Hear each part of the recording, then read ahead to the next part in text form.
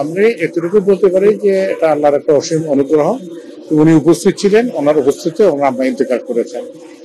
ধরেন আগের যে স্বৈরশাসক ছিল সেই সময় যদি তিনি ইন্তেকাল করতেন, মাহমুদুর রহমান সাহেব ওনার আম্মাকে শেষ মুহূর্তে দেখতে পারতেন না। এটাই আমাদের কাছে আল্লাহর কাছে শুকরিয়া আদায় করি।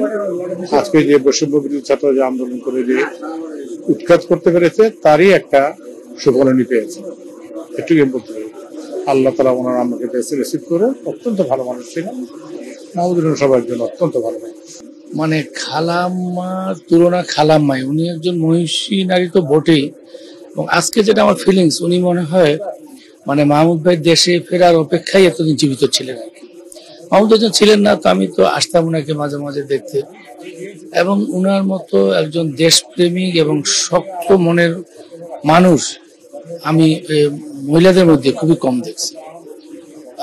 এবং উনি সন্তানকে যেমন ভালোবাসতেন, ঠিক আসলে দেশটাকেও ভালোবাসতেন, প্রচন্ড ভালোবাসতেন। উনি সবসময় চিন্তা করতেন যে ওনার ছেলে দেশে ফেরার থেকেও উনি ফিল করতেন যে আসলে এই দেশটা কবে ফ্যাসিস্ট মুক্ত হবে। যাই হোক, একটা জিনিস শুকরিয়া আল্লাহর কাছে যে উনি কিছুদিনের জন্য হলেও ফ্যাসিস্ট মুক্ত একটা দেশ দেখে যেতে পারছেন।